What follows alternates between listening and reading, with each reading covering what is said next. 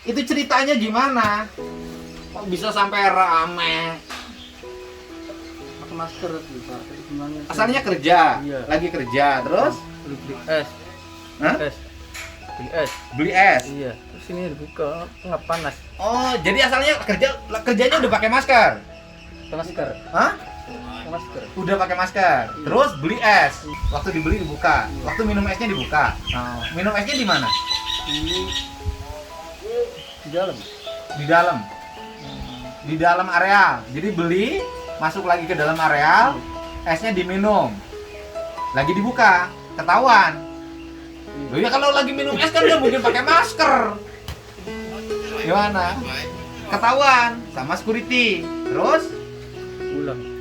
disuruh pulang. Dimarahin. Cuma itu doang. Oh ditegur, terus disuruh pulang, suruh berhenti. Nggak dijelasin. Enggak.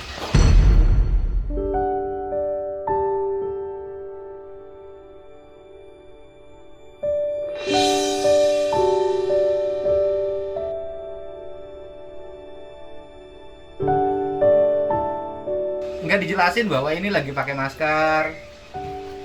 Asalnya pakai masker. Pak, aku. Nggak dijelasin. Nggak, diem aja. Itu lagi ketahuannya lagi minum es. Enggak pakai gini, pakai yang gini. Hah? Itu. Pakai, maskernya pakai, cuman makainya gini. Iya. Hidungnya kelihatan. Langsung diberhentiin. Kemarin diberhentiin karena maskernya habis beli esnya yang lain begini. Sekarang masa kerja di Pak Dedi. Lebih keren.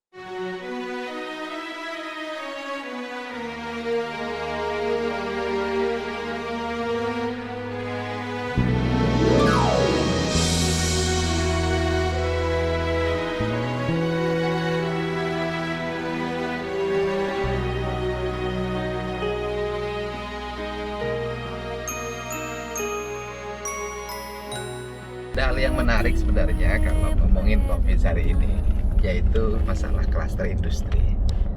Jadi banyak orang yang dia posisinya sebagai karyawan, kemudian positif tertular di lingkungan tempat pekerjaannya. Tetapi perusahaan tidak melakukan isolasi terhadap karyawannya di tempat yang disiapkan oleh perusahaan. Banyak perusahaan yang meminta mereka untuk pulang. Dan ketika pulang, akhirnya karena rumahnya kecil atau nggak tahannya neneknya, nggak tahannya mertuanya, nggak tahannya istrinya untuk tetap membantu kebutuhan kesehariannya, makannya, pakaiannya, minumnya, kebutuhan mandinya tetap dilayani, dampaknya itu menular ke istrinya, menular ke anaknya, menular ke ibunya, menular ke bapaknya, menular ke mertua istrinya, ke mertua laki-lakinya. Akhirnya dan kemudian juga seringkali di desa itu orang yang COVID itu juga bandel juga. Dia nggak mau tinggal di rumah karena rumahnya kecil, bisa jadi karena juga tidak betah, sehingga dia keliling lagi keluar. Akhirnya terjadilah perpindahan virus itu ke berbagai orang di lingkungan. Nah ini sebenarnya banyak terjadi di berbagai tempat. Semestinya kalau ada karyawannya COVID, perusahaan tidak dulu mengembalikan ke rumahnya, ke kampungnya, tetapi tetap dia harus tetap tinggal di tempat yang ditunjuk oleh perusahaannya untuk isolasi atau ditunjuk oleh pemerintah untuk isolasi. Nah, apa sih dampaknya? Dampaknya adalah hari ini banyak lingkungan pedesaan yang berbasis pertanian itu terjadi penularan. Walaupun kalau di desa tidak begitu masif. Jadi ya kalau sekampung ya paling kuat nularnya hanya ketiga atau 4 orang. Karena rata-rata rumah di desa agak jauh ya. Rata-rata walaupun hari ini sudah berdesakan juga. Terus kemudian lingkungan tempat kerjanya mereka tidak berkumpul pada satu titik. Pagi-pagi ke sawah, ke kebun, ke kolam, ke hutan. Jadi interaksinya sangat terbatas. Nah ini sebenarnya yang sering terjadi di lingkungan kita. Sehingga harapan kita semua orang memiliki kepekaan untuk respect terhadap setiap peristiwa. Perusahaan-perusahaan juga respect terhadap peristiwa yang dialami oleh para karyawannya. Nah, ini bagian dari kita bersama-sama menekan angka COVID untuk tidak terus menyebar. Dan yang paling utama bagi saya adalah ingat loh, desa harus dipertahankan. Itu benteng utama yang paling kuat. Karena mereka memiliki peran penting menjaga kebutuhan pangan warga. Walaupun pada hari ini ya, para petani mengalami kesedihan. Di saat mereka hari ini panen, biasa harganya jatuh. Semoga pemerintah mengambil kebijakan untuk segera membeli gabah petani. Kasihan petani ini. Dia itu selalu menjadi benteng negara. Cuman sayang, selalu perhatiannya tidak optimal. Semoga harga gabah bisa kembali pulih. Negara mengambil alih untuk melakukan pembelian. Ya minimalnya tuh 500, 550, 600. Itu sebuah kebahagiaan bagi petani, terutama juga para buruh petani. Kita udah masuk tol menuju Cirebon.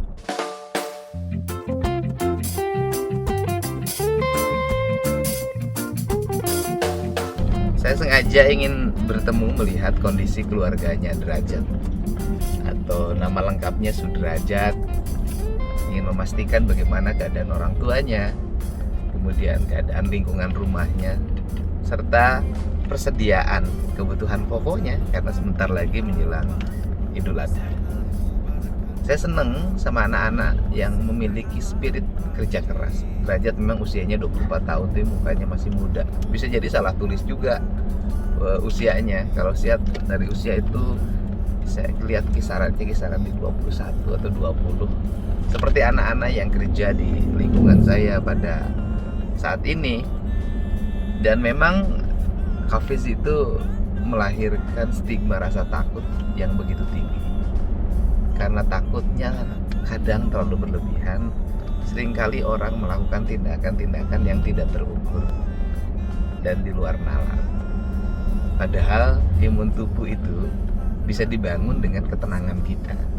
Ketenangan melahirkan kekuatan dalam diri kita. Karena tidak mungkin orang-orang yang panik itu punya ketenangan. Dan tidak mungkin orang-orang yang tidak punya ketenangan itu punya imun. Semoga pembelajaran yang dialami oleh Derajat menjadi pembelajaran kita semua. Prinsip-prinsip dasar bangsa Indonesia itu memiliki nilai-nilai kemanusiaan yang sangat tinggi, empati. Jadi kalau orang memiliki kesalahan, ya diperbaiki saja, ditegur. Kecuali misalnya kalau sudah ditegur 3 kali dia tetap membandel, ya pasti ada tindakan. Semoga kita semua meraih pelajaran yang tinggi dari peristiwa yang dialami oleh Derajat, ya. Diberhentikan dari tempat dia bekerja di proyek pembangunan di Puri Kembangan, menjadi pelajaran kemanusiaan bagi kita. Sehat selalu semuanya. Jangan lupa jaga kesehatan kita, jaga imun tubuh kita, jaga hati kita. Memberi tak akan pernah mengurangi, berbahagialah di atas kebahagiaan orang lain. Kita terus perjalanan menuju Desa Dukuh, Kapetakan, Kabupaten Cirebon.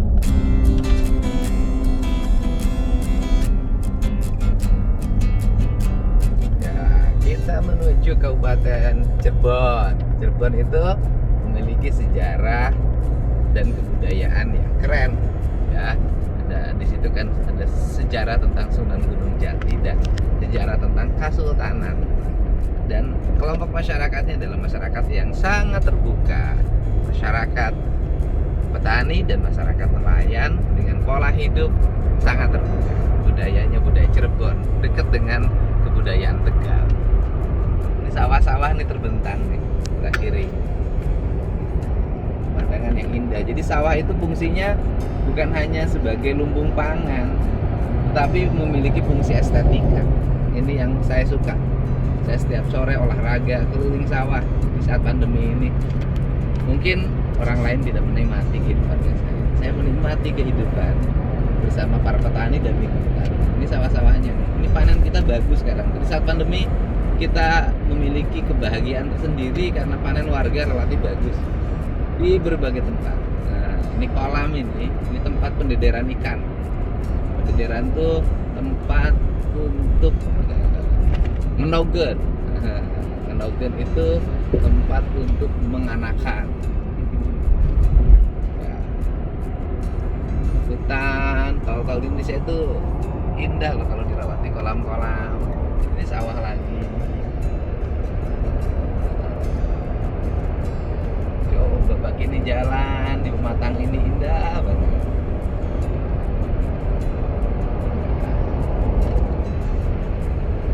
Kita jalan lagi, lancar, aman, bahagia.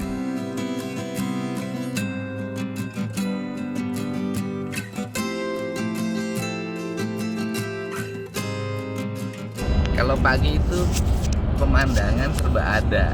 Nah, di antaranya tuh matahari mulai terbit kelihatan. Jadi jangan pernah untuk telat bangun pagi. Karena rugi kalau bangunnya selalu siang, kita tidak pernah melihat keindahan alam. Jangan lupa pagi dan jangan lupa sore, serta jangan lupa malam. Mataharinya udah mulai nongol, terbit. Posisinya sudah mulai geser karena sudah musim kemarau.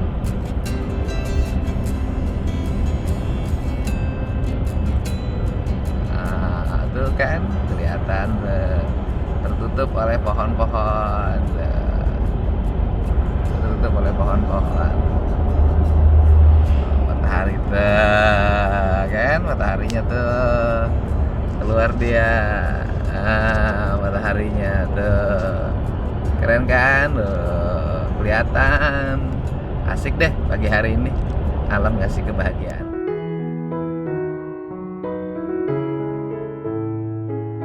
Ya, ini jalannya relatif sangat kosong, hampir kendaraannya jarak antara satu kendaraan dengan kendaraan yang lainnya relatif sangat jauh. Itu pun kendaraan-kendaraan besar, kendaraan kecil relatif hampir tidak ada saya lihat. Nah, berarti memang pembatasan yang dilakukan itu memiliki dampak yang cukup kuat terhadap mobilitas warga. Lihat gunung tuh indah banget. Gunung Ciremai itu, Kuningan, indah banget. Itu kalau waktu SD pasti ada pelajaran. Gunung tertinggi di Jawa Barat, gunung apa? Pasti Gunung Ciremai.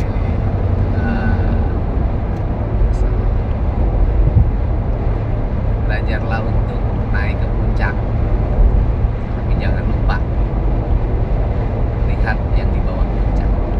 Oke.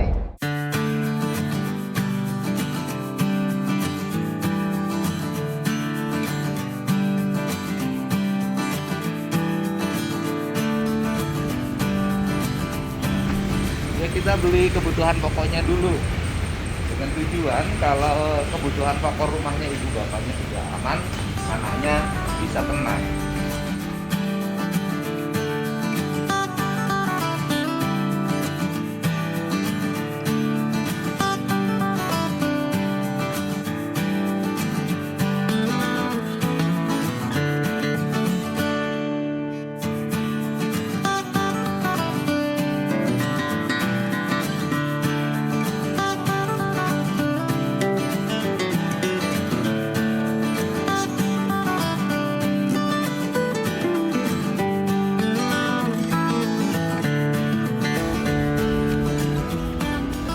Mbak, PPKM tentang belanja, pembatasan sekarang ada pengaruh nggak belanja? nggak ada, biasa aja ya. Karena ini desa sih ya. Ya, cuman ya itu aja tutupnya lebih awal. Iya. Tutupnya jam berapa? Tutupnya jam 8. 8 malam. Iya lumayan lah, tempat lain jam 6 mbak. Iya. Ini jam 8 masih normal lah. Bukanya juga jam 6. Bagiannya ambil ya. Ya, bagiannya ambil. Udah, kita angkat aja.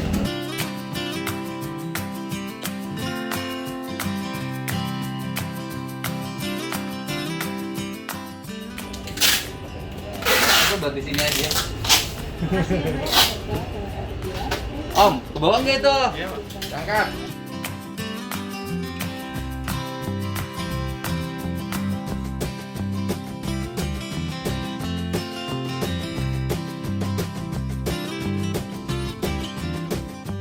Ya, belanja udah selesai. Kita menuju rumahnya Om Sudrajat. Su itu dari kalimat sa, derajat. Jadi terjadi penyatuan derajat. Derajat itu tingkatan manusia. Mudah-mudahan menjadi orang yang memiliki kesempurnaan dalam derajatnya.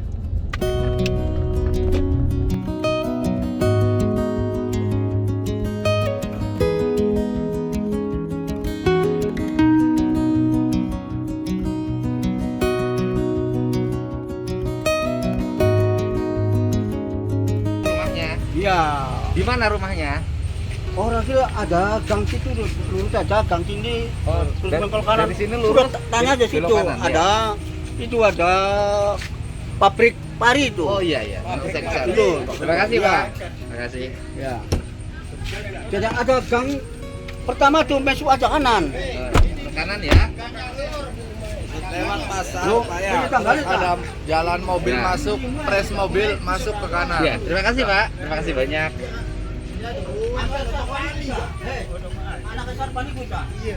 Toko Ali. Toko Ali ya. Iya. Ini nanti lurus Dari belok jembatan kanan. tuh belok kiri, Pak. Jembatan belok kiri. Iya, ada gang sebelah sini nih. Ya, terima kasih ya. Iya, nanti Terima ada kasih. Toko Ali. Terima kasih.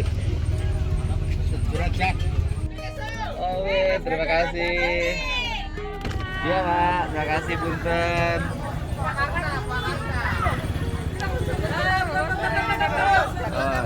Oh. Kanan kan?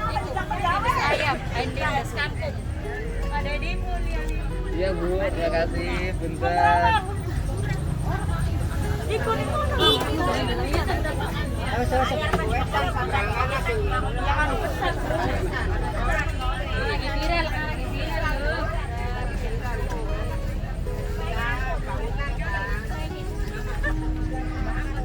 Iya, Bu. Terima kasih. Agak punten. Ya. Saya.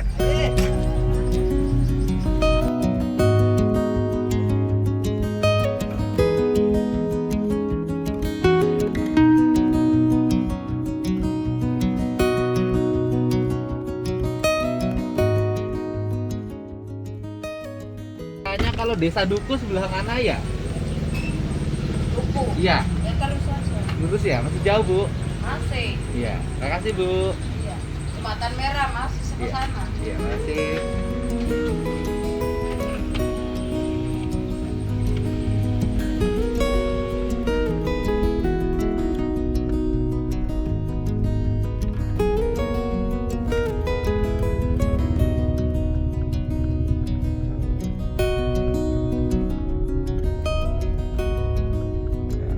Desa Duku kemana ya? Lurus ya? Apa Dedi? Iya. Lurus aja Pak. Bawa nanti ada apa itu? belokan. Rongsok Pak. Oh, di sini daerah pengelola rongsok ya? Iya. Di Jakarta juga sih. Oh, barangnya dari mana? Ya dari mana aja Indramayu. Pundro, dikumpulin sini, dari sini kirim Jakarta. Oh, ininya belakangnya Indramayu tulisannya. Iya. Orang Indramayu saya. Oh, Indramayunya mana? Di Gendino. Ayo, kita jalan ya. Terima kasih.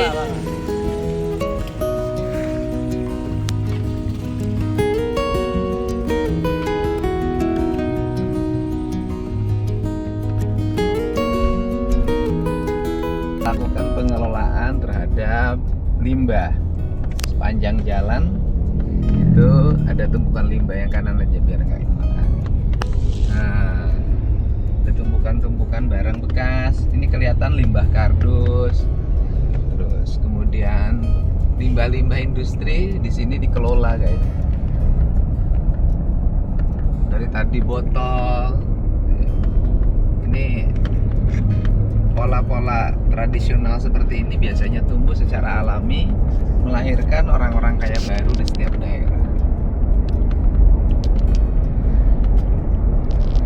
Selain berprofesi sebagai petani, ini biasanya kalau yang seperti ini, jadi bertani kemudian ngurus industri-industri rumahan, kehidupan masyarakatnya relatif baik.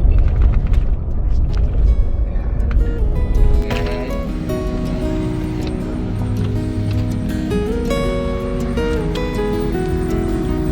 Jadi gondok atau apa?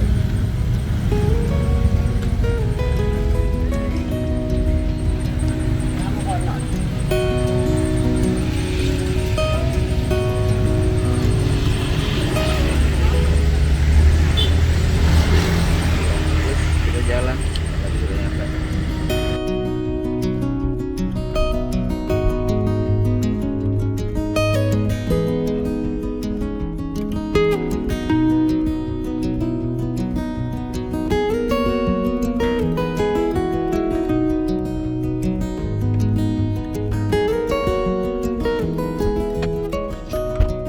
Ini ya rumahnya. Terima kasih ya. Lurus aja.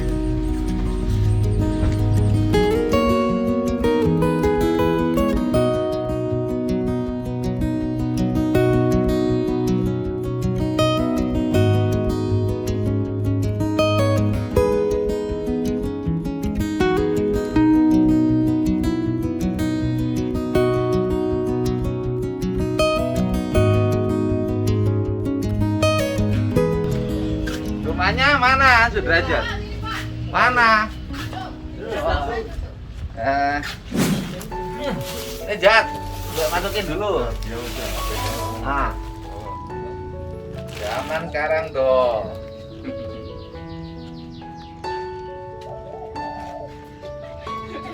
Lama nggak pakai. Oh, lama nggak dipakai. Iya. Tapi motor dipakai. Pakai tapi udah ngokok. Mogok ini motornya. Iya. Oh, mogok. Mogok.